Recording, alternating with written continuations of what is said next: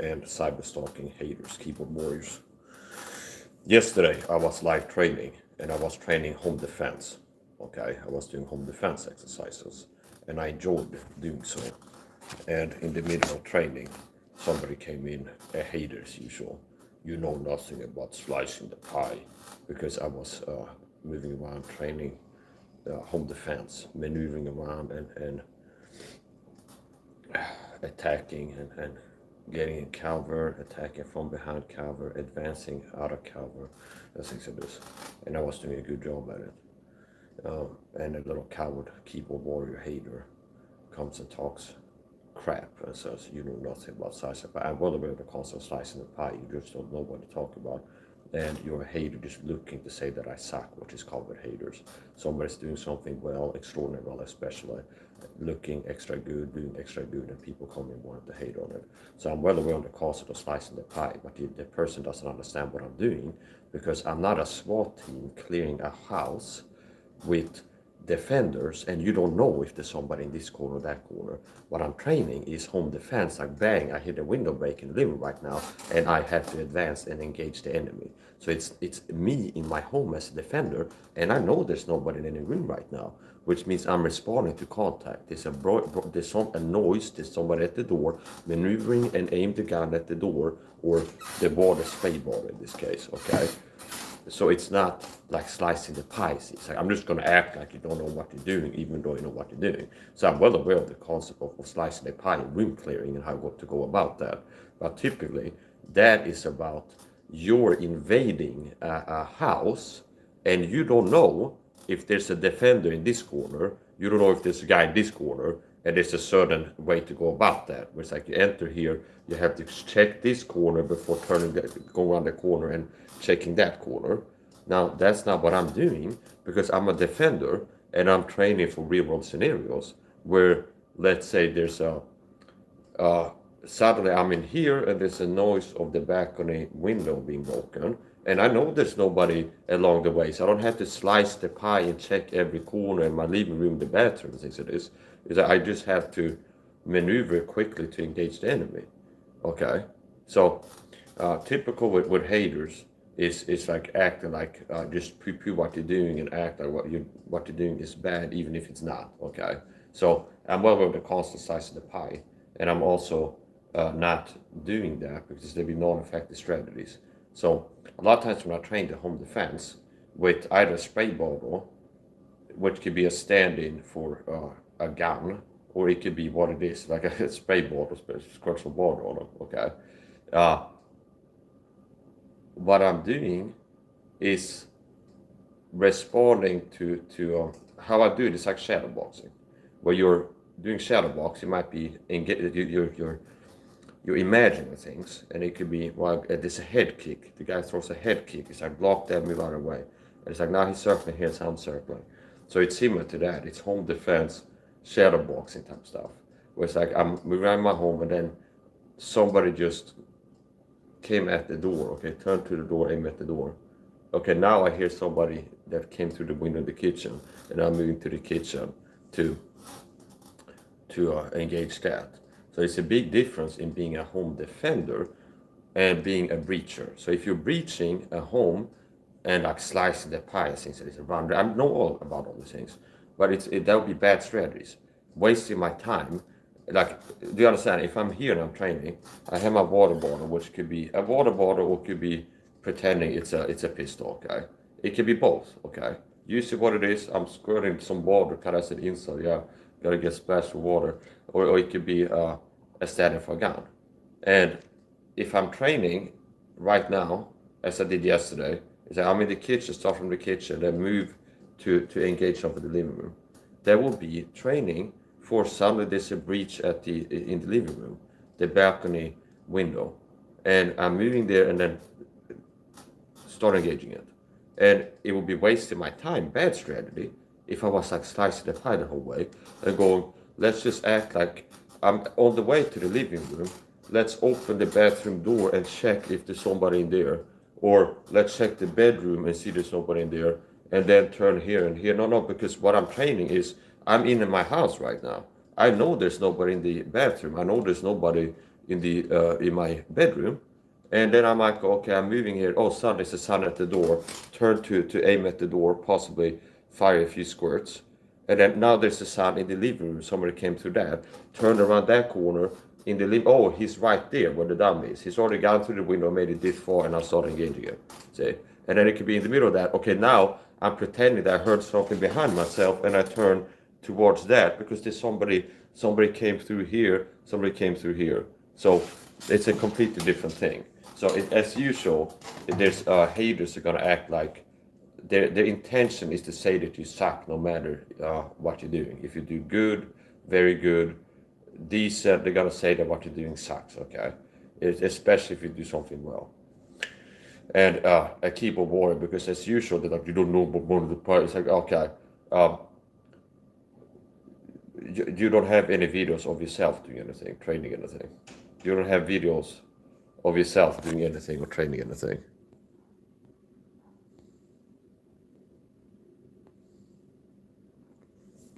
So we got to block these people. I'm not here to talk to you. I go live because I prefer going live rather than make a short sometimes because I've already been live for 6 minutes here. So it took 6 minutes to get said what I wanted said, which would be 2 YouTube shorts. So rather than uploading 2 YouTube short videos, run out of time in the middle of it and I had to make another one, part 1, part 2, part 3, or whatever it ends up being. Just go live and then say what I want to say. You're going to get blocked. You know, people get them blocked. If you show up here being annoying, you get them blocked. Being rude, disrespectful, being blocked. So I enjoy that type of training. I've been doing that sometimes. Now, a lot of things, that's another thing that makes people hate on me, that I have like the talent and the intelligence to master things very quickly that other people had to spend a long time. So some people might have to go to a boxing gym for 6 years until they can throw hard and fast punches and understand. Whereas I'm self-trained, self-taught, and you say I can throw hard and fast punches. And some other guys might have to train hard with an expert counsel coach for like 8 years until they can get to throwing a really hard 1-2 or something like this. Okay. Then, anyways, upon excel at anything I try my hand at a lot of times. And that makes people feel bad about themselves. And especially it's going to make them feel bad hearing me talk like this. So anyways, upon I enjoy that type of training. And I'm intending to keep doing that, and quite possibly do a little bit of that today because it's a type of training. It's like I'm already in shape. Okay, so it's like I'm not exercising to get happy with my physique. I already am happy with my physique. I have a perfect body as far as I'm concerned. With a 6-pack at 36, it's like an athletic build, capable with athletic performance. And I don't need to exercise to get something. I already have the physique that I have. I'm not exercising to build muscle because I want to get big. I had the body I want already. And the exercises that I do, like bodybuilding stuff, is like maintenance and it all for mental benefits. It's like it's good for your health, it's good for your mental health, your physical health.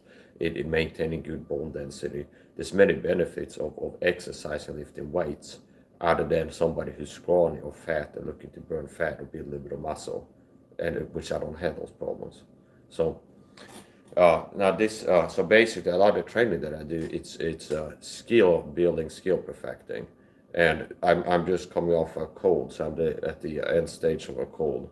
I've had a cold for what 8 days now, and I feel like yesterday I started feeling like I'm recovering, and the mouth sore is receding, the mouth sore is disappearing. It's like it's not breaking out anymore. I got a mouth sore about 5 days into my cold. And it was like for 2 days, like each thing I feel like it was growing. And then yesterday, I feel like it started kind of shrinking, and it's just about healing like the scab, okay? I've been spraying some hydrogen peroxide on it, and it makes it tickle. But that's what I do. So, and pump with the vitamin C water and everything else, vitamin D, hit it with the vitamin D hammer, some vitamin C, and so on and so forth. I'm feeling better. So yeah, I don't feel recovered to a point where I'm gonna do some like 3 or 6 sets of bicep hammer curls and really exert myself or do some body weight intense stuff. So I might do another training stream, training session, and I like to I don't like to exercise. It's like it waste content. It's like I'm going to exercise. I might as well have it on camera. So here's the point. What I was doing yesterday, and I'm going to do more of that, is this could be a gun or it could be what it is, just water. Okay. This could be a symbol for a gun. Now, if I'm here, and then, okay, I just heard a window breaking. And notice how it becomes, oh, Mike, you don't know what to do. Bang, bang, bang, bang, bang. Oh, I know exactly what I'm doing, buddy. Okay. So if it's here, I'm going here. I already know there's nobody here. I already know there's nobody in the bathroom. It's only me in the house up at this point until I'm reacting to a breach, understand? Bang, it's in the living room. Oh, he's already there. Advance, bang, bang, bang, bang, bang, bang, bang, bang, bang, bang, shoot at him, understand? And I'm not going to waste my time getting here this time because I heard something break, and as I'm coming out here, he's made it this far into my apartment, this deep. And it becomes just start firing at him as soon as possible while advancing, understand? And possibly switch to a side or like my knife as I'm close to distance, start stabbing him. And then when I'm here, it could be I hear something at the door. That's called a cover. And I can go right here, see? At the door here. Or I can go call it a cover. This is concrete. And I can suck onto this wall here. And I can wait here for him to appear here. And I'm ready to engage him, see? Here. Okay? Or I can get the cover here. Advance. Bang, bang, bang, bang, bang, bang, bang, bang. Or I can even do no look firing here around the corner. Here.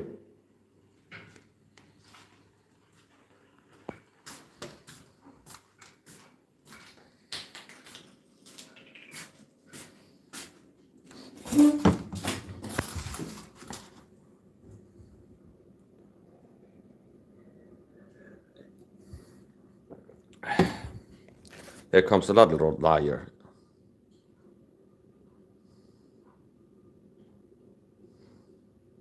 Yeah, you're lying.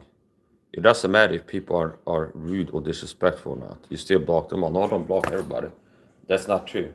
I block people that are rude, disrespectful, toxic, or cyberstalkers. And other people can't tell who's cyberstalkers because they're very subtle. And I'm a gang stalker on video, which means there's people that are harassing me in very subtle, covert ways, which means other people can't tell I'm being messed with. And that's the whole point. Just like if you're taught in the video in the supermarket, other people can't tell that there's people in here that are gang stalkers harassing you because they don't have your personal experience and your research, and they don't have the missing piece of the puzzle, your personal experience. Do you understand? And you just act, it's like you're pathetic and you're really disgusting is what you are. It doesn't matter if people are not rude, you still block them out. That's not true. That's not true. I block people if they're rude, disrespectful, toxic. And they might not agree that they're being rude, disrespectful, toxic. It's like, write my name. Hi, Mike, small m. How you doing? No question mark in the sentence. And that comes off as rude and disrespectful. Like, you don't count me to be worthy of baseline common courtesy, disrespect, like capitalize my name as you address me in the rhythm, like in text. And if you're asking questions, you don't count me worthy of like putting the little bit of effort to be clear in your speech and ask me questions with a question mark in the end of it. And it just rubs the wrong way, and I don't tolerate that. So I don't, you're a liar, okay? Now you can block me. Don't forget to accuse of being a gang stalker or hater. Well, you are a hater. You are a hater. You're a hater and possibly a gang stalking hater.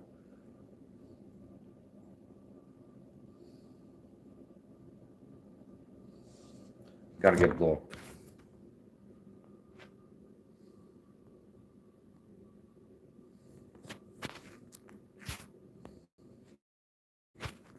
And I started crashing out as it's going, which sounds a little bit ridiculous after seeing this hate yesterday in my training stream, attacking me.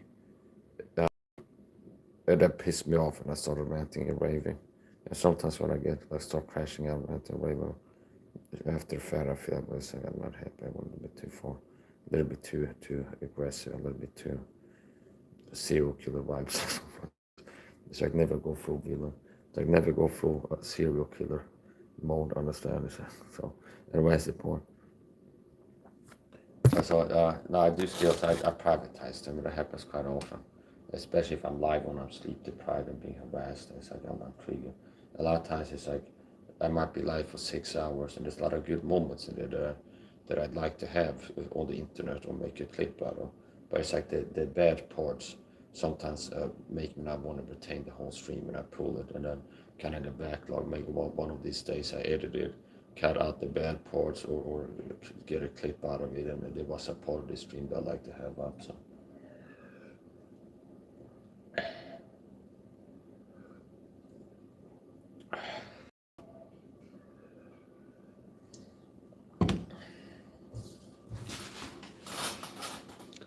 Somebody wrote, as a natural bodybuilder, what are your macros? I don't care about this silly stuff. I'm an expert in health fitness, and I don't play these games like a lot of people do. They are incompetent and don't understand things for themselves, and they have to find some protocol, and they start having a pattern that's ineffective. Most people don't know what they're talking about. Is that people are just focusing on the calories and macros. You should be counting grams of vitamin C, okay? You should be counting how many perfumed hygiene home cleaning chemicals you use every day alone of testosterone, and get rid of as many as possible of those. You should be counting milligrams of magnesium, zinc, and vitamin D, and vitamin C, and things like this, and grams of sugar, okay? You should be counting grams of sugar, make sure you stay below 20 grams of sugar per day, which lowers your testosterone, okay?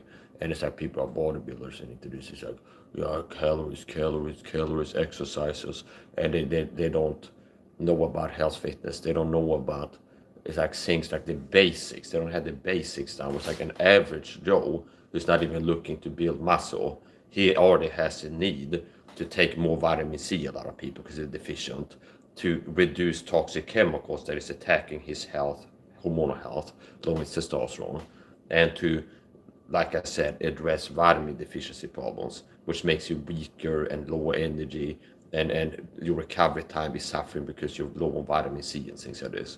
And it's like the average Joe has a need to get that part done.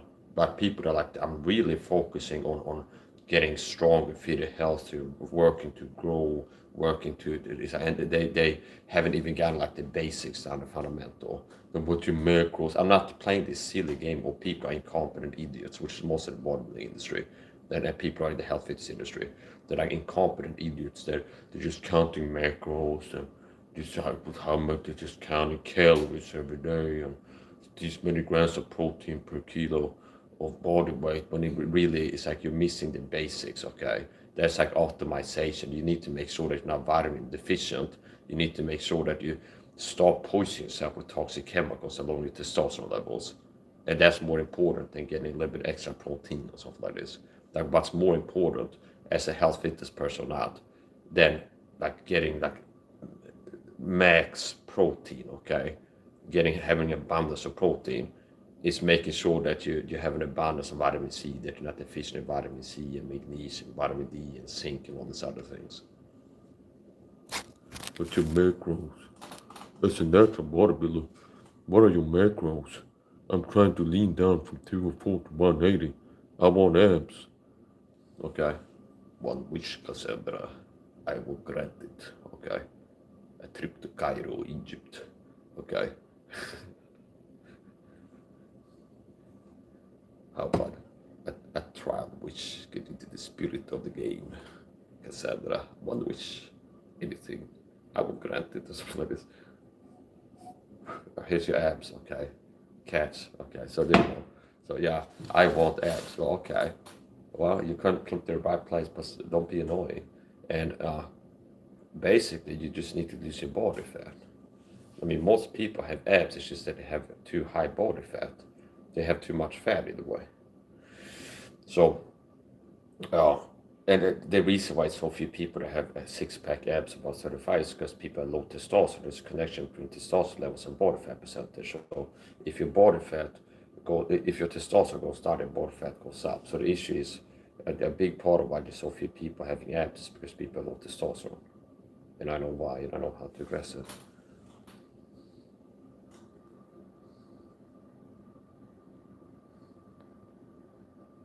Yeah, so I'm trying to lean down from 204 to 180. I want abs, he says. Well, forget about the macros. That's like petty stuff, okay? Forget about the macros before you think about more important things, like getting on my freaking protocol, cut down the sugar, which is keeping your body fat high, and attack your testosterone levels. So having high testosterone makes it easy to build muscle, to achieve and maintain a lean athletic physique, lean muscle. So if you don't have low testosterone, it's easy to burn fat and build muscle. So in your case, it sounds like you're some kind of natural bodybuilder. You most likely already have muscles, and you're just looking to cut down on the body fat percentage and get lean. Most likely you don't have to do ab exercises if you're not just locked. But if you're really like a natural bodybuilder that's got to 205, whatever you said, and you look at 204 to lean down, well, most likely a person who's killing himself at the gym and doing exercises and you're doing leg raises and using machines to we're going to have abdominal muscles, subcutaneous fat layers are covering them. So it's like you have your abs covered under your fat, okay? So the main thing would be cutting down the fat. Now here's the point. You should focus on getting my protocol, take my advice, and attack your testosterone less, be stronger for that, take the supplement advice, take the diet, nutrition, lifestyle advice, and that will help you to achieve your fitness goals, if that's to build fat or burn muscle or whatever it is, okay?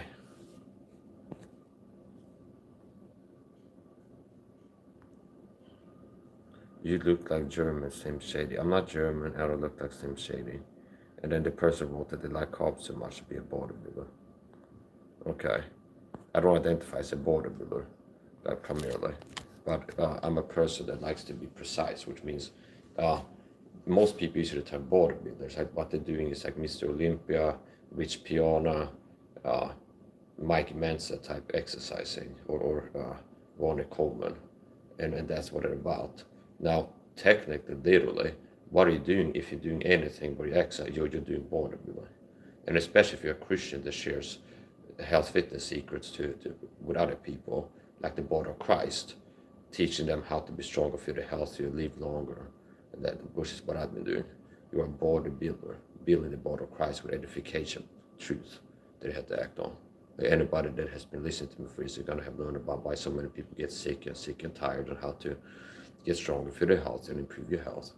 Okay, so I do bodybuilding type exercises at time from that framework, where I'm lifting weights, doing bicep hammer curls, and kind of exercises that are common in that type of clique of exercises. People exercise and do bodybuilding type training. Now, basically, whatever I'm doing, if I'm doing cardio, I'm doing bodybuilding. I'm building my body's cardiovascular performance, my VO2 max. So it's like you're doing things that are strengthening, building your body. You're doing bodybuilding. Okay.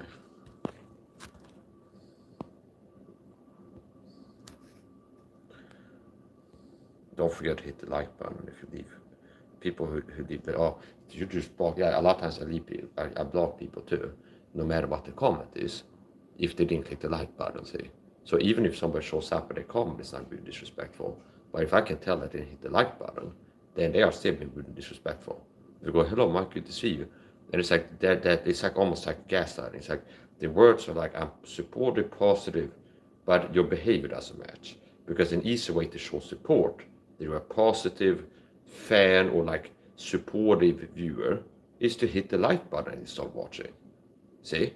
And you can go, hi Mike, good to see you.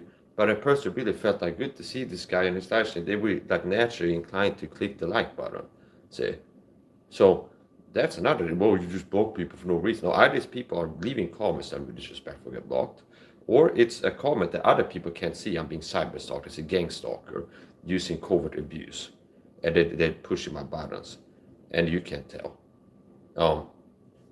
Or a lot of times if somebody comes in, start writing comments, and it's the beginning of the stream, like a lot of times the first 3 minutes or 10 minutes, where the views didn't really start going up yet, and I get a comment, so a lot of times it's a dead giveaway. It's like somebody comes in, hi Mike, another guy goes, I go live, and then like 6 minutes into the stream, I have 2, 3, 4, 6 viewers, and I see 0 likes on the stream from the back end, and then I see people left comments, and I don't care what the comments are. Start to leave comments about hitting the like button. It's really disrespectful, unthankful, unappreciated. It's the sign of a toxic person who's selfish. and they get blocked for that. 9 out of 10 times people get blocked for that. So, no, it's not that I block people for a good reason. I block people for a reason. Most of the time, the reason is good. Okay, 9 out of 10 times, I'd say. I mean, has it happened a few times that I'm just a false positive? Yeah, but it's not frequent. It's pretty rare, meaning that I block somebody and I thought that they were doing something they weren't doing. Very rarely can happen. Like, for example, let's say that the gang stalker points used as a theme that they harass me by cyberstalkers showing up, and like a pattern of behaviors that they will send banana emojis in my comment section. It's like a new theme in the harassment. They call me like, Mike, you look like your face looks like a banana or something like this. And they start using kind of weird trolling theme. You know, it's like every day I go live, there's a guy coming and spamming banana emojis in the chat. It's like, oh, okay, banana theme again. It's like, here's some kind of theme that they're using recently to harass me. They show up and talk about bananas or put banana emojis in the chat. Because at some point the person in the cyberstalker said, your nose looks like a banana, Mike, you look ridiculous. And then after it's like, screw you, get blocked as a gang stalker. It's like the next day there's 3 accounts getting blocked, and either have the profile picture banana, or I'm not joking, this level of harassment. It's like they make a whole YouTube channel, change the theme of the channel to make you feel harassed sometimes. And then somebody comes in spamming banana emojis. Okay, hi Mike, you look like, and then post a banana. And then if you just tune into this one stream, somebody shows up, leave like 3 bananas, and you didn't see the other streams, some of them are like privatized or comments that people left that I never posted, published on videos. And it's like you don't see, oh, he's been harassed with like banana as a theme recently. Then you see somebody coming, hi Mike, small m, 3 banana emojis, and I go, screw you, gang stalker, you get blocked. They go, oh, Mike's paranoid, he thinks everybody's out to get him. Okay, he's paranoid, he thinks somebody's a gang stalker because he used an emoji in his chat, kind of stuff.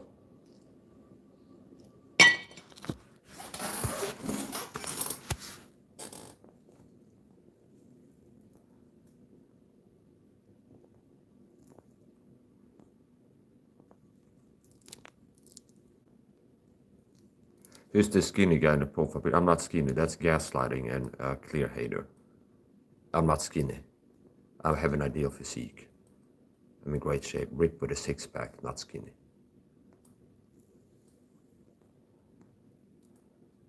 I maybe gotta smoke some coke about being fat, and it's like, well, I weigh 200 pounds. It's like you're fat, so it's like your coke is like, well, I'm a heavy set guy. Yeah, mostly fat, understand?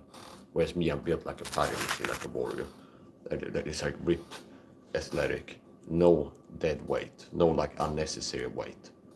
Okay, double digits or possibly single digit body fat percentage. If I guess what body fat percentage is, it's gonna be less than 12 for sure, I'd say.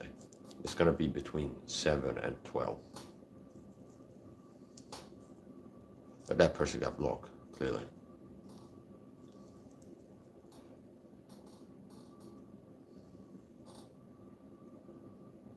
Yeah, so I started here. I'm gonna get back to the start topic of the video. Haters, okay. Now I don't have to explain this to healthy people, but it's like the world is full with toxic people now. Meaning, and here's the thing: if you're doing better than average, you're looking better, doing better.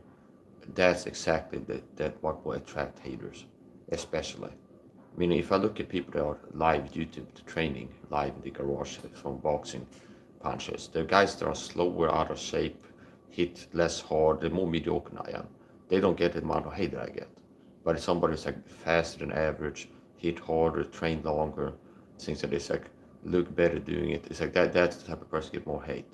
So it's like the great, like the greatness tax, the more great you are, the more hate you get. So here's the thing too.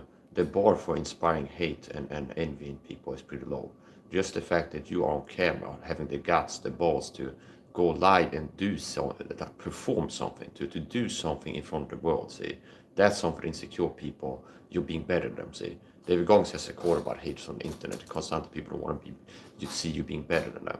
So it's like, yeah, if you're ripped with a 6-pack and you're like real athletic and energetic and consistent with your training, whatever you're training long enough, people do, throw more punches, whatever you're doing, you're looking better, doing better, that especially is going to make people hate on you. But just being a person that has the guts, the courage to put yourself in front of the world and do things, the average hater is like high anonymity, and they don't even dare to give their opinion on something high anonymity, and they don't have like the balls to make videos sharing their opinions. Like they go around on YouTube giving their opinion in other people's comment section. I hate this, love that, but it's like they don't make videos. It's like, here's my take, okay? I think this about this, okay? So just you having the courage, like a lot of haters are not exercising frequently. And if they are, they're like ashamed and insecure about what they look like or the level of exercising. So just you being a person that's live on YouTube training, singing, dancing, whatever you're doing, talking, you got the guts to be on camera in front of people. You're not so insecure that you're afraid to be seen by the world doing something, being you. That makes you better than them, and that can be enough to inspire hate. But especially if you're above average in what you're doing, you look above average, do above average, there's something that's extraordinary about who you are, what you're doing. Especially then you're gonna attract haters, unfortunately. And here's another thing. That's like a case study, okay? Like in psychology, it's like experience, meaning being a person online for a long time. It really shows how toxic people are. Understand? Because I'm not a hypocrite, meaning I'm not a toxic person. First, I don't walk around envy. If I see somebody having better than me, I don't feel like envious about them, understand? Secondly, it's like a person shows up and hate on what I'm doing, that's toxic, first of all. Now, here's what I want to get to, the point I want to get to. It's like the guy that showed up in my chat, most like a cyberstalker, gang stalker, he's got a job to come say I suck at everything. If he's not one of those people, still a toxic person. You suck at slicing the pie. And it's not the truth, see, because I know about like one of the rabbits slicing the pie and like strategy and tactics about how to clear a room as you're entering like a home and you're clearing it. Okay, now it's what I'm doing is different because I'm training defending my home from a sudden intrusion, okay, which is completely different. And I don't have 5 men and we're part of a team and take it slow and clear every room step by step. No, it's like I already know everything's pretty clear. I know there's nobody in here and I'm reacting to contact. Suddenly there's somebody over there, move there and engage the enemy, okay? And then after I might go, oh, I heard something, and then pretend swing around and start moving into the living room because I heard the window break in the living room. It's like shadowbox. You imagine, okay, the guy's doing a head kick, okay? It's like, oh, now he's shooting on me. Like trying to do a takedown, okay? So it's like shadowboxing, home defense shadowboxing. And I might, in the middle of that, mix things up and go, it's like, well, now I'm acting like there's somebody who might destroy. But it's a big part of what I'm doing is moving around and then somebody just appeared in the living room, okay? There's somebody at the door. Now there's somebody over here. And it's not as much about checking. There can be a little bit of that. It's like, okay, now I'm not sure if there's someone in this room, so I'm approaching more carefully. So here's the point. And the guys, you don't know nothing. Okay, here's the point. You're a toxic person. Me, I'm ripped with a 6-pack, okay? And I talk on my channel about why people are fat and people can learn, they're all fat, how to improve their shape, okay? Now, I don't act like these people because I'm not a toxic piece of shit, understand? If I see a guy who's fat and ugly, show up, I open up YouTube too, I see streams like this show up. It's like this guy who's fat and ugly, who sucks at singing, and I'm like great at singing. Like I got a ability, I can sing great. I don't start like you suck at singing, you're fat and ugly, okay? Or even if I'm a Christian that then is against homosexuality. If I see a gay streamer, I'll go, you're a filthy freak, something like this. If I see a Muslim, I think that's a wrong religion. I don't go, you're suck, Mr. Muslim, something like this. Okay? If somebody is sucking at something, I never start attacking them. So that the point is, haters act like what you do sucks even if it's not true, okay? And a pattern of the behavior is saying things are not true. And a lot of times they see you doing well, so they go, you suck at what you're doing, like the opposite of the truth in the version. Now, even if it was true, a healthy person would be like somebody, if, let's say I was sucking at what I was doing, and a real person wouldn't be like, oh, I see a guy who's like starting out training a certain martial art form, and I think he sucks at it. So I'd be like, you fucking suck, you don't know anything, or something like this, okay? I mean, if I see somebody who's a knife martial arts, trade knife, and I think that what he's doing is not really that good. I might leave a comment like keep trading or something like this, or it's like not look for. I find something that is good about what he's doing, and maybe give an understand. It's like you got good speed or something like this. And it might be the form. I don't think it's that good, but he does have good speed. It's like you got good speed or decent speed or something like this. Okay, and then maybe he sees go check my chat, talk about what I think some people do wrong and like what I think is good to trade. And if he is interested, he can see, oh, okay. But don't go and like look. I'm just gonna shut you down and say you suck at everything you're doing. So haters are toxic people and really, really, really toxic. And I'm not the problem. See, I'm just a guy that don't like being abused and disrespected and targeted. So no, I'm not the problem. It's people that are the problem. The world is filled with toxic, disgusting piece of crap. And sooner or later they do be toxic, and I have a low tolerance for toxic behavior. I understand. I'm not talking video talk with cyberstalking, gang stalking. And if I'm in the supermarket, it's like I can't block people in the supermarket that are there harassing me, covertly with narcissistic double speech attached with gang stalking program. I can't go like block this person and ban them from this store or something. Just hit a button and they disappear. Okay, so it's like I have enough with the real world stuff, but I'm not gonna on the internet where it's easy for me to get rid of people that are harassing me, messing with me, not do it. Understand? It's like yeah. So I'm still recovering. I'm not 100% yet. Maybe I'm 75% recovered from my cold, which I got after not taking my supplements. Taking less vitamin D and less vitamin C for a few days. No vitamin D at all for a few days, didn't have to get sick. And a lot less vitamin C. And some other supplements I had been taking. And then I was outside and I had a sweaty scarf around my neck. Went outside in the Swedish winter and just I could quickly cool my neck. So it's like a neck cold, it's a chest cold. So I'm not fully recovered yet, not 100%, but enough to be able to do things, get things done. So I'm fixing to do some more. And it's like I don't have to. I don't have to train to get strong or fast. I'm strong and fast. Okay, I'm strong enough, fast enough. Like more stronger and faster than what's necessary to be able to be incredibly dangerous in the room, attacking somebody, fighting somebody. So I don't have to train to get strong or fast. I'm strong and fast enough. Okay, and there's more. I like to do things that are like maintenance. So the training like calisthenics and bodybuilding type exercise, lifting weights, that's maintenance. Okay, and it's also for therapeutic effect. It helps. There's studies that show that people regularly exercise are less likely to get depressed, for example. So just lifting weights make it less likely to get depressed. And it has mental benefits. There's something called a runner's high where you exercise. I get it all the time. If you exercise hard enough, you get like an endorphin rush flow. Okay, and some guys they watch porn and eat high sugar diets to get like a kick. Whereas me, I like to exercise and get like a rush of feel good endorphin sometimes. And it has long lasting effects. Another benefit is keep your bone strong, which means people that exercise and keep exercising and have as part of what they do on the regular, moving weights around. If they live to be like 70 years old and they slip on the ice in the Swedish winter, less likely to break a hip bone because they've been keeping their bone density high. See? Whereas that person who's like maybe lifted weights in the 20s, never did it since, and all they're doing is just walk around all day. And they have vitamin deficiencies and stuff, and they're more likely to break the bones.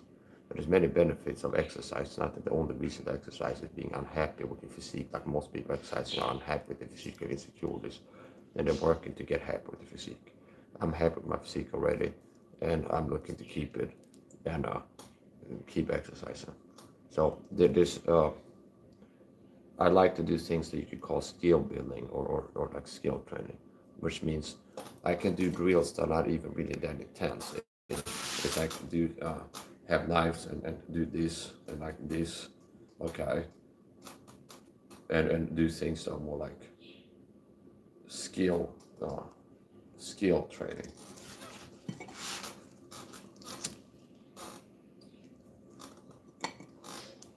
Now, I got saved before I was 20 years old, and I prayed to God to get better at fighting, get better, get stronger, fitter, faster, healthier. And I've been getting stronger, fitter, faster, and I'm better at fighting, learn all kinds of stuff.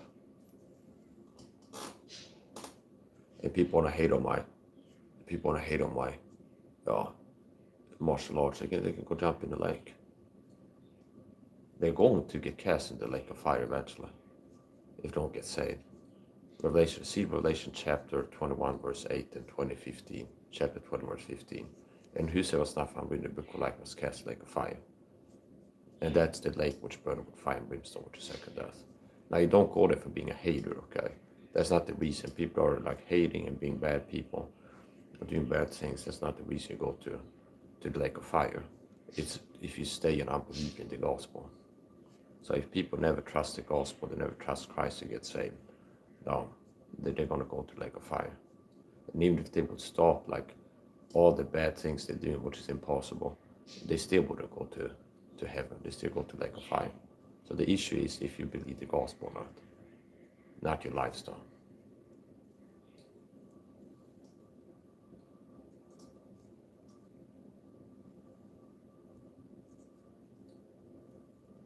I opened up YouTube yesterday. They had a Swedish Christian quotation mark live stream, and they seem to be charismatics. And charismatic does not mean that you're like good at public speaking. Charismatic as a doctrinal position, meaning like speaking in tongues and having sign gifts and stuff. So there's quite a lot of people that are into that type of stuff. It's like casting demons out of people, raising the dead, or like healing people by touching them, speaking in tongues and weird stuff like this. Okay, prophetic word. It's like you're speaking something, and it's like and you expect the medical effects from your words. It's like I release the blessings of the Lord, and I expect it to win the Lord or something like this. So okay, there's a lot of weird stuff going on. So as usual, I didn't go in there like attacking them, but I went in there. They listened to the live sermon. I can tell they're kind of charismatically bent, and they talk about like science stuff and things. And I brought Jesus is Lord, is the Lord, and then like a waving hello emoji. And they said the people watching, like 20 people, almost leaving comments. I guess maybe they're scared to be a public Christian. I don't know, a public fake or real Christian. And because a lot of them never got saved, but here's the point. And I left a comment. It's like the Lord Jesus Christ shed his blood for our sins, paid for our sins with his blood, died for our sins on the cross, was buried, rose again from the dead the third day, and then left. So they got the gospel there. Yeah. And if they would be a real Christian, they wouldn't have a problem with it. So anyway, here's the point.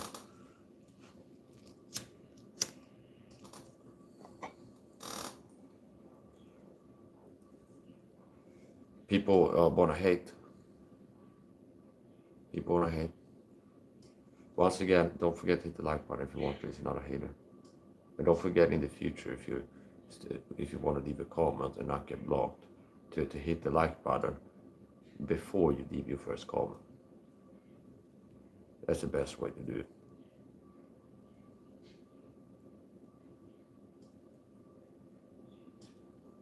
And it's especially people that have huge communities and big channels already. It's not that important.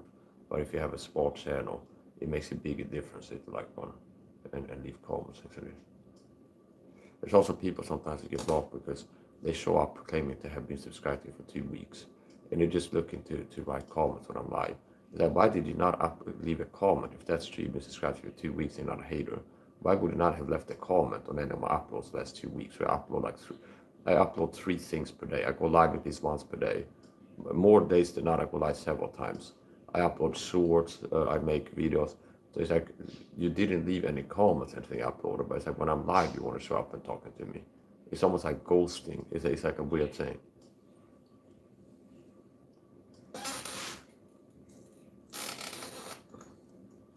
So here's the thing. I've been reading a book sometimes by Musashi, and he was a sword fighter, and he had more than 60 duels to the death and won. Then he wrote a book, like a book of strategy towards the end of his life. And it doesn't just apply. It's like he probably think that it's like he wouldn't like if you describe it as a sword-fighting man or something like this. It's more than that. It's like it's generally like strategy and how to master to reach mastery and different things.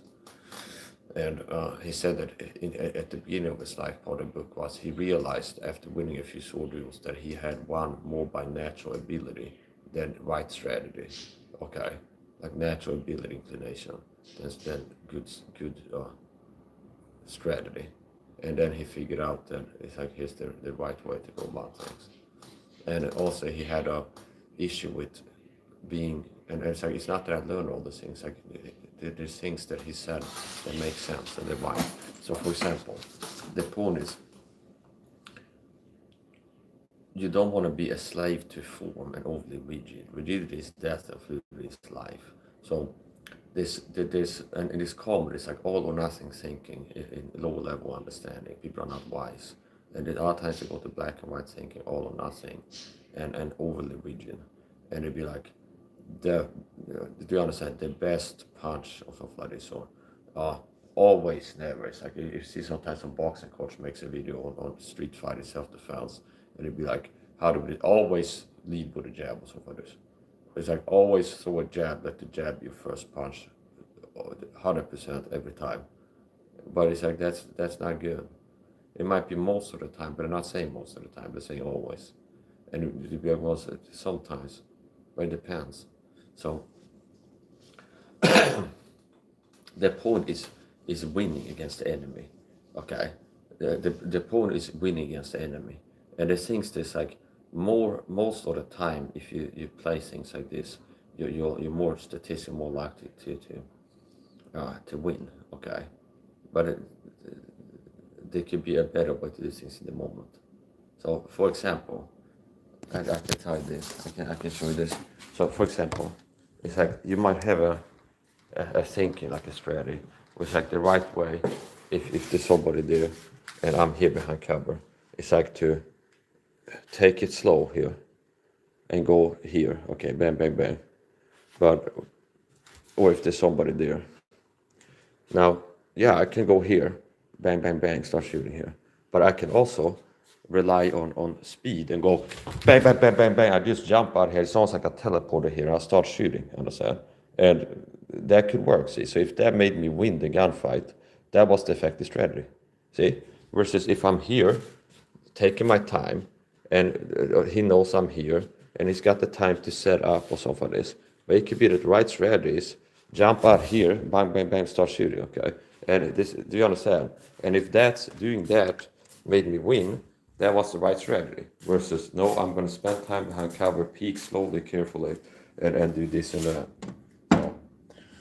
So, the point is winning, okay? That's the point. And a lot of times, like an aggressive, like if you have an aggressive style, a lot of times the main thing is closing the distance with the enemy, especially if I'm using this water bottle, and it's like I'm using it not as a symbol for a gun, but I'm using it as what it is, like a water bottle. I'm going to squirt it with the water, okay? And this emphasis. It can be good to do things where it's like the phone is getting close enough to engage him with this, and then continue close to the distance while engaging him, maintaining fire and advancing. Close the distance to where I become close enough I can engage him with my main weapon, which is an edge weapon, my knife, understand? So it's just moving quickly and hitting him as I'm advancing, and then the point is quickly getting to him so I can utilize my edge weapon. Okay, my knife. Because this is a ranged weapon, and it has around 10 meters of range, okay? And this is a ranged weapon. So I'm not looking to keep engaged with this necessarily. As I'm close to the distance, I'm looking to get close enough. The main thing is getting close enough to stab him with my knife, understand? And it's like while I'm advancing, if I can hit him in the face with the water, so he's hit with the water, that's even better. It's like I'm out of range, and as I'm close to the distance, I'm gonna hit him with this, but my main point is getting close enough to use my knife, understand? So as or speed or whatever I have. And then there can be other points where it's like you're having keeping a distance where you're engaging and being more defensive, and you're engaging him with the border, and hopefully he'll retreat and get out and you don't have to kill him. So you're engaging him with the border, and I'm standing here and engaging him, and if he starts advancing, then I engage him. There's different ways to play this. It depends on what situation you work. And as usual, there's certain things you can do for drills that are not necessarily the thing that you do in a real life scenario. Like for example, when I train knife fighting martial arts, I like to do circle drills. And instead do this, okay? And then intermittently explode out and do a cut, or explode out and do a stab, or like this. Now, that is a drill that makes sense in help you improve. It's not pointless, but you're less likely to use as in a fight. Is that you walk there and spin the knife into his chest, and just walk while spinning the knives into the person. It's like it's not the most likely thing you end up doing necessarily. Okay, but it's still something you can do as a drill in training that can help you to be better at fighting with the knife. And one of the things it does is working your muscles. Okay, you work all the little muscles that are used to wield knives in different ways, and you're building your timing and your ability to move knives around without cutting yourself, I think that is, and quickly attacking from different positions.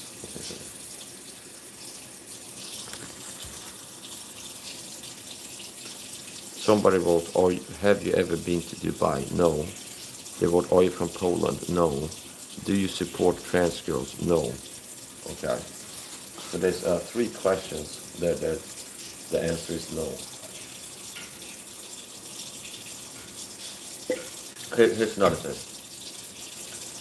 Like David, blessed be Lord, my strength, teach my fingers to fight, my hands to war. So I got saved, and God has blessed me with the ability to do things. Okay. One thing I like to say, tell people about is after getting saved, praying to God to get better fighting and stronger, I broke the record of punching power machine that a lot of people had tried. See? So after praying to God to get stronger, better at fighting, I've learned all kinds of martial arts techniques, self-trained, self-taught, without having to go to the gym. I learned how to throw hard kicks, hard elbow strikes, fast punches, and things that's like you can't deny it. It's like this could be effective all of a sudden. If somebody can hit this hard, that can hurt somebody. Okay? And a lot of people won't be able to get to the point they can move that fast, hit that hard, without going to the gym, having an expert hold them by the hand, and people helping them out, and being left alone, not being persecuted, and everything else. But thanks to God, I'm able to do things like David, somebody for one, let's build my strength, teach my fingers to fight, my hands to war. And I'm able to learn all kinds of stuff and do all kinds of stuff. And I pray to God to get the first years after getting saved, I start praying to God to get faster and stronger and fitter and help to stay strong and fit and fast. And that's answer prayer. I'm Rick is 6 by 36 years old, and I still have speed and strength. See? And another thing that I can boast the Lord of is basically if I do something well because I pray to God, I'm going to do well, and I do well, it's like that it gives glory to God. So that's the point. As I grew up, my sister's ex-boyfriend was a Swedish soldier in the army, and he would live as a stay-in with my mom's house. We live in a village, and he moved in and lived with my sister. Meaning when I still lived in my mom's house, my sister hadn't moved out yet, and she had a boyfriend, and they got engaged, and he moved in with us, and he was a person living with us, and he like paid rent a little bit and things like this, and he get to eat and live with us, things like this.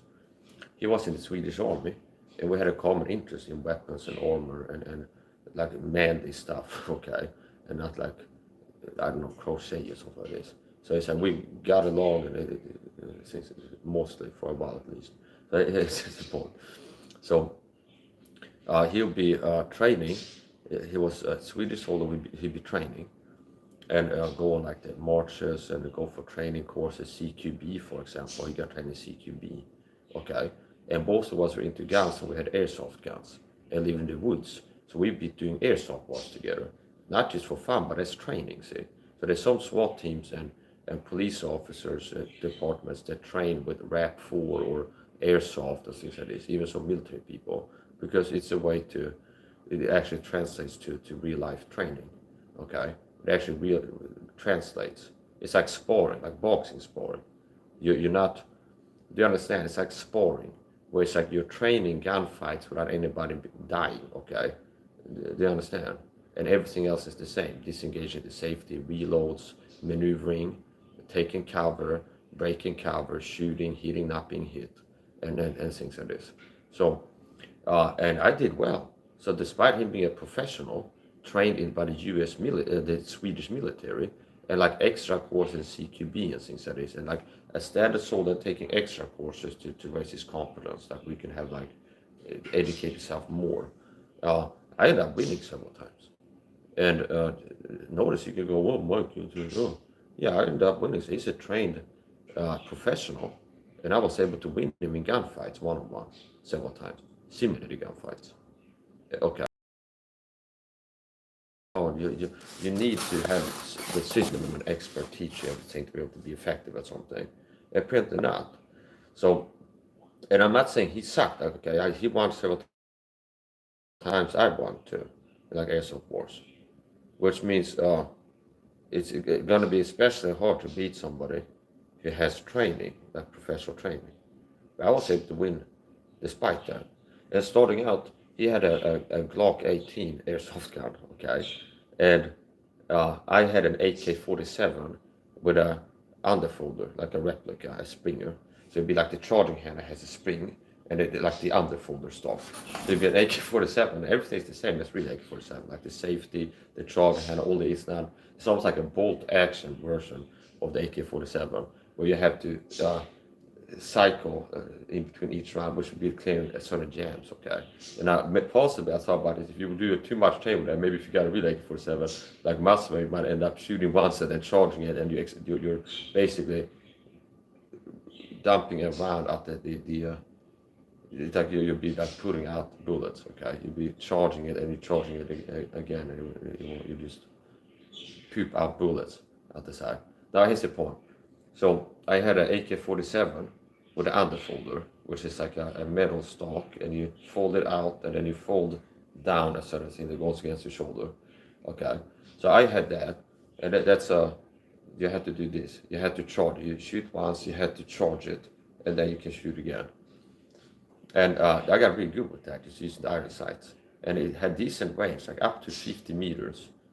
You could be pretty accurate with it. Okay, and historically I had a Glock 18, a gas gun, which means it's pretty realistic, where it's like you shoot once and the slide will reciprocate, okay? And I think you have full auto too, okay?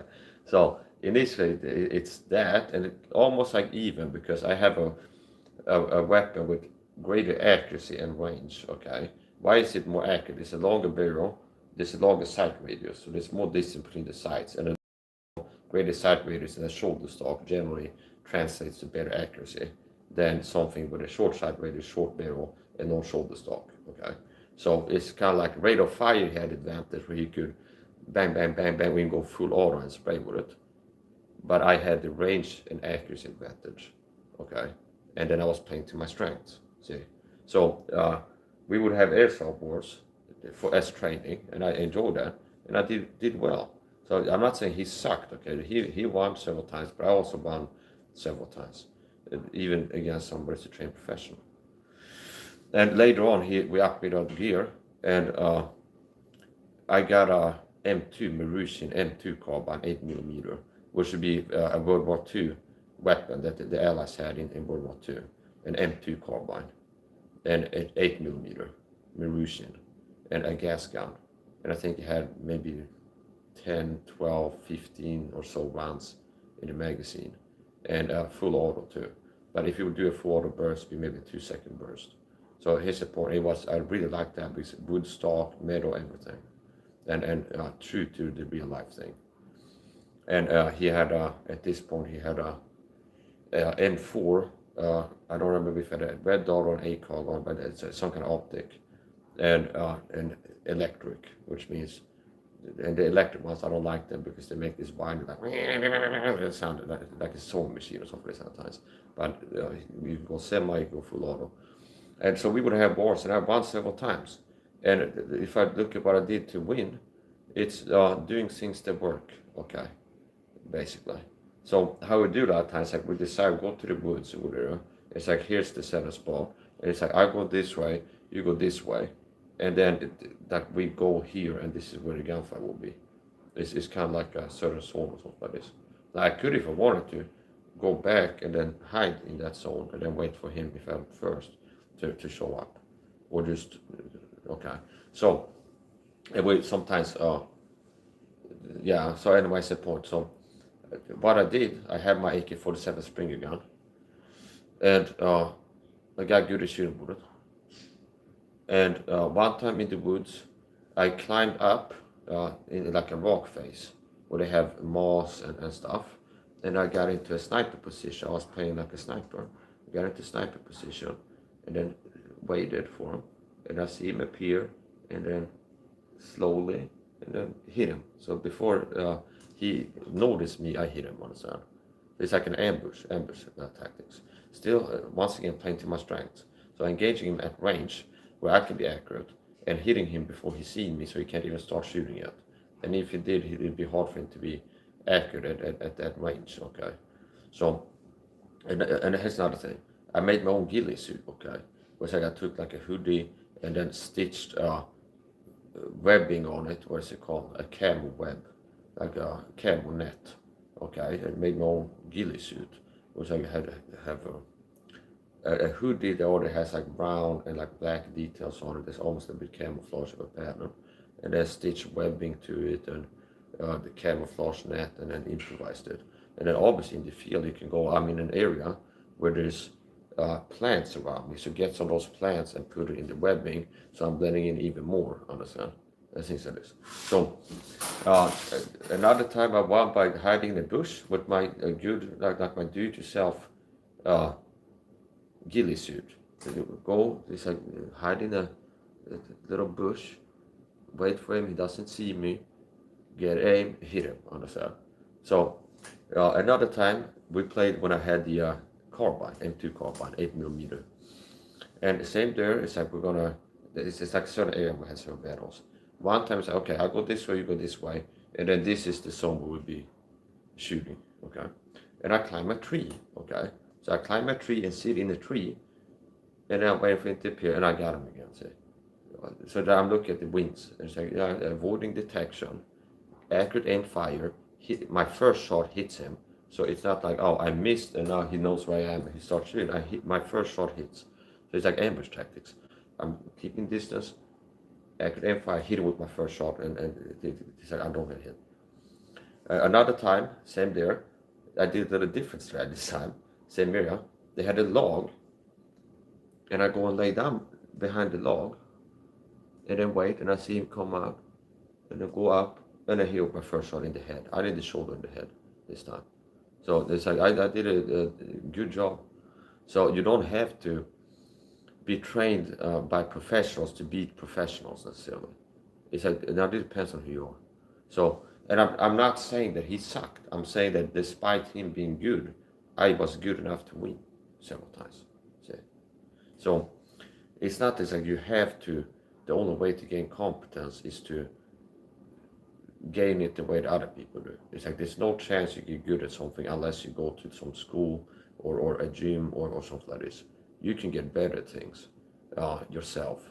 And even without training, it's possible for a person to be able to pull things off, especially if you're a safe person and you have God helping out.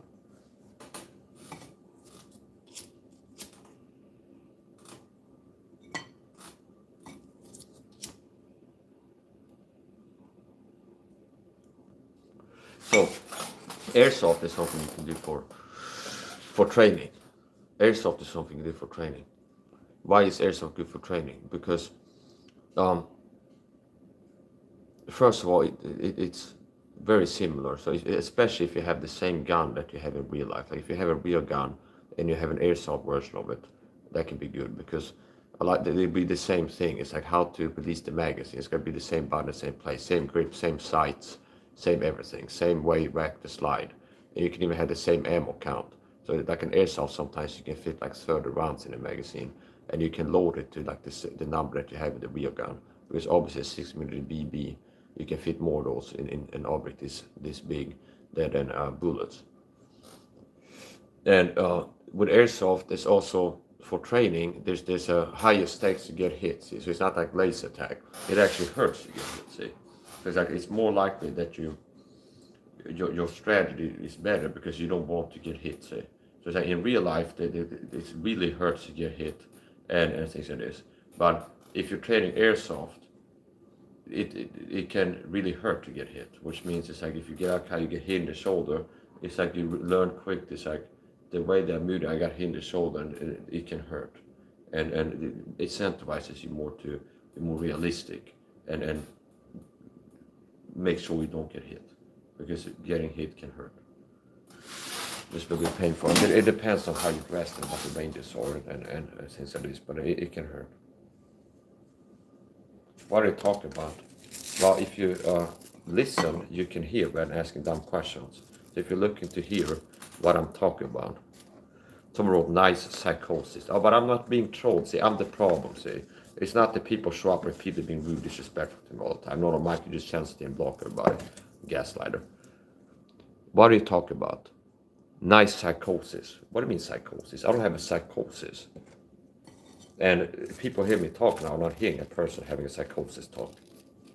Okay.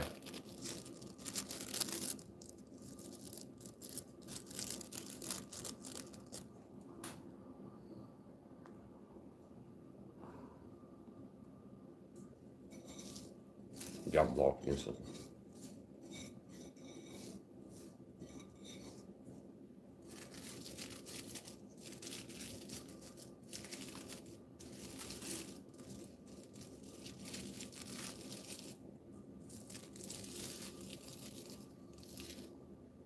People are pathetic haters.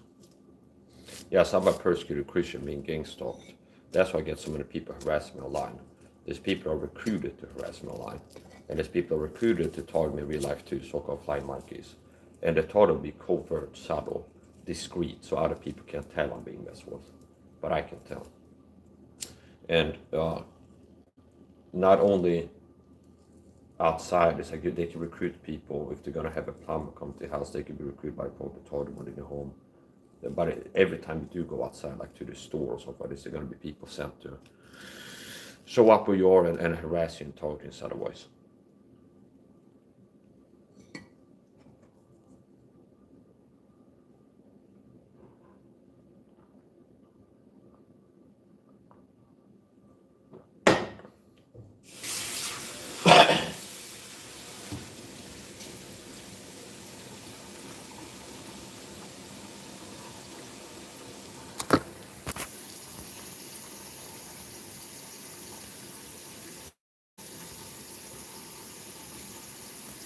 There's another troll.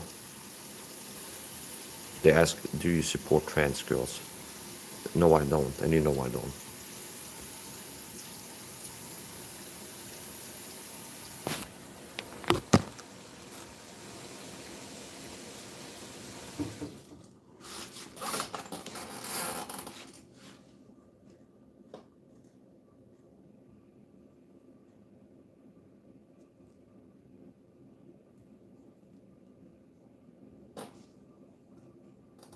And you're not able to destroy the stream, okay? I mean, the trolling hasn't sabotaged the stream, made it worse for some concern.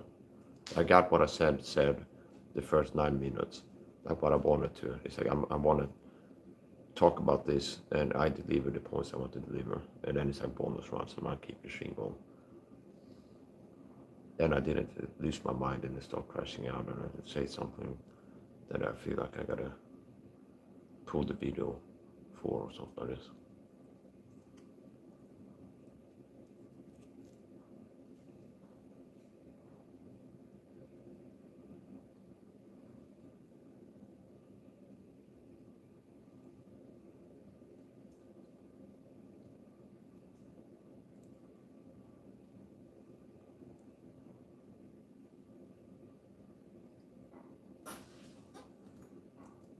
Yeah, some told in the video. A Christian told me I told with gang stalking, which means I'm being persecuted. And there's people recruited toward me real life and online, mostly in covert ways.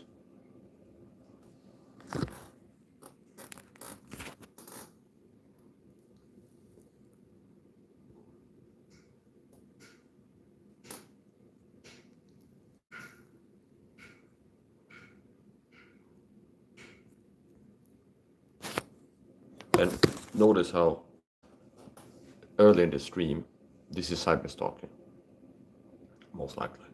Early in the stream, I talked about things to get people blocked. I don't like, say, there's a button to push. He doesn't like this. I don't like people show up writing sloppy and really disrespectful, writing up saying, hi, how you doing, Mike, without a question mark, and they don't capitalize my name. So if you write a name, it's common courtesy that you write Joe. If you write a comment to Joe Rogan, write hello Joe with a big J. If not, it looks rude, sloppy, and disrespectful. Okay. And then if you ask questions, if you don't put a question mark in the sentence and you write statement questions, that also looks rude and sloppy, and it signals low status too. So after I said that earlier in my stream, oh, somebody showed up. Hi, how y'all doing, Mike, with a small M and no question mark. See, this is narcissist always be text. It's like, Mike is known to not like this, and we can do this. And if other people look like Mike is paranoid and sensitive, he just blocks me for no reason. It's like the same stream even. It's like I say, I don't like people write like this in the chat, and then within 30 minutes, someone show up writing just like that in my chat to push my buttons. So that's the type of stuff that happens if you talk a video. And I don't care if somebody wasn't doing it on purpose for the program. It's still rude, sloppy. I don't like people communicating like that to me in the chat. So that's how it works.